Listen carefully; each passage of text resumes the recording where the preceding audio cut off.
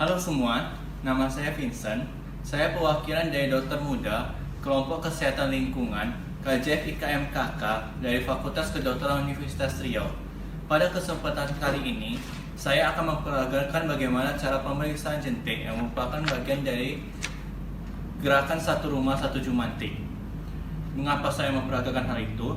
Karena pada saat pandemi COVID-19 ini, bukan hanya COVID-19 yang harus kita waspadai, tapi kita juga harus mewaspadai penyakit-penyakit lain seperti demam berdarah denggi yang pada saat ini kasusnya makin meningkat, terutama pada saat musim-musim penghujan. Nah, pemerintah telah menggerakkan adanya gerakan satu rumah satu jumantik untuk menangani hal tersebut. Sehingga diharapkan semua rumah dapat memeriksa jentik secara rutin, minimal 1 kali seminggu, di mana tempat-tempat yang akan diperiksa itu adalah tempat-tempat yang berpotensi untuk hidupnya jentik, seperti kita harus mewaspadai semua barang yang berpotensi menampung air di dalam maupun di luar rumah. Jadi, apa saja yang harus diperiksa?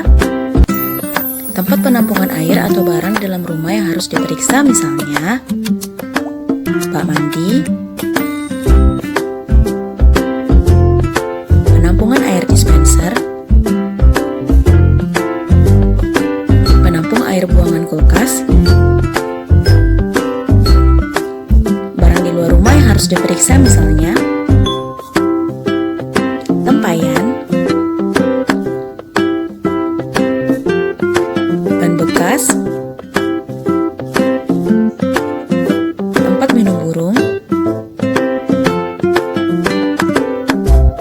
Selain itu, beberapa tanaman juga berpotensi menampung air, misalnya potongan bambu, daun dari tanaman bromelia, atau tanaman berpelepah lainnya. Sekarang mari kita mempelajari cara pemeriksaan jentik. Selanjutnya, saya akan memperagakan bagaimana cara kita melakukan pemeriksaan jentik di tempat-tempat penampungan air, di mana saya contohkan sebagai baskom yang berisi air. Pertama-tama kita harus mengetahui dulu apa alat-alat yang dibutuhkan. Pertama itu adalah senter. Kedua, alat tulis. Di sini saya contohkan sebagai pena. Yang ketiga, kertas pencatatan, di mana saya contohkan sebagai kartu jentik. Nah, kita mulai. Pertama, kita harus mengetahui yang tadi saya katakan tempat-tempat penampungan air yang dapat berpotensi sebagai tempat tinggalnya jentik. Di sini, seperti saya katakan tadi, saya contohkan sebagai baskom yang telah berisi air. Nah, pertama kita akan melihat di daerah permukaan baskom. Di sini contohkan di baskom pink ini, apakah ada jentik-jentik. Sebaiknya kita menunggu selama 1-2 menit sampai jentik itu dapat naik muncul ke permukaan. Nampak di sini ada jentik-jentiknya. Selanjutnya, jikalau pada tempat penampungan air itu didapatkan tempat penampungan air yang gelap seperti baskom kanan saya ini, kan warnanya hitam nggak jelas kan, ataupun tidak ada penerangan yang bagus ataupun gelap, kita dapat melakukan dengan bantuan senter sebagai alat penerangan. Kita terangi daerah dalam air tersebut dan kita lakukan pencarian apakah ada jentik ataupun tidak. Di sini nampak ada jentik yang bergerak. Nah, jikalau ada jentik yang tidak bergerak sehingga kita tidak tahu apakah dia itu adalah sebagai kotoran ataupun memang jentik, kita dapat melakukan tindakan yaitu memukul dinding penampungan air tersebut. Kita pukul beberapa saat sambil kita lakukan penyinaran. Kita lihat apakah ada jentik yang bergerak. Jikalau jentik bergerak, berarti itu memang jentik, bukan sebagai kotoran. Nah, setelah kita lakukan pemeriksaan tersebut, kita akan mencatatnya di kartu pencatatan, di mana pertama, pada kesempatan kali ini saya akan menjelaskan bagaimana cara kita dapat mengisi kartu jumantik rumah atau yang kita kenal sebagai kartu pengisian jentik. Pertama, kita pada kolom bulan, kita isi dulu bulan yang pada waktu kita periksa. Misalnya kita periksa pada bulan 11, kita isi angka 11. Terus misalnya kita periksa pada waktu minggu kedua, Minggu kedua kita misalnya sudah lakukan pemeriksaan pada semua tempat penampungan air, kita periksa apakah ada jentik atau tidak. Jikalau tidak ada jentik, kita berikan tanda minus.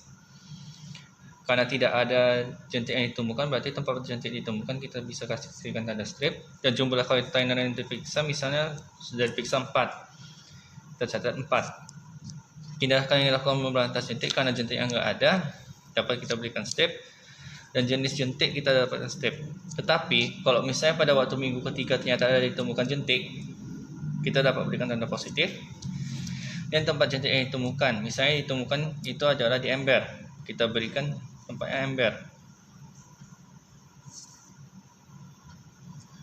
Jumlah kontainer yang diperiksa misalnya masih 4. Tindakan dilakukan untuk membatas jentik.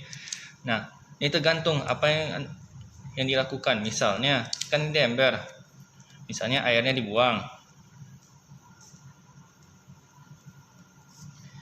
dan jentiknya, apa jenis jentiknya? Kok misalnya jenis jentiknya itu ada jenis Aedes, kasih tanda di Aedes. Yang non Aedes kasih tanda strip.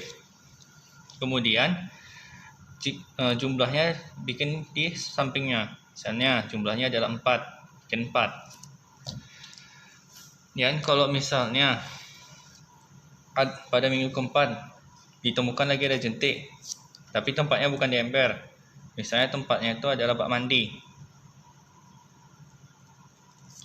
Jumlah kontainer yang diperiksa misalnya masih 4. Tindakan dilakukan, misalnya airnya kayaknya mubazir dibuang, berarti lapor ke koordinator meminta abate.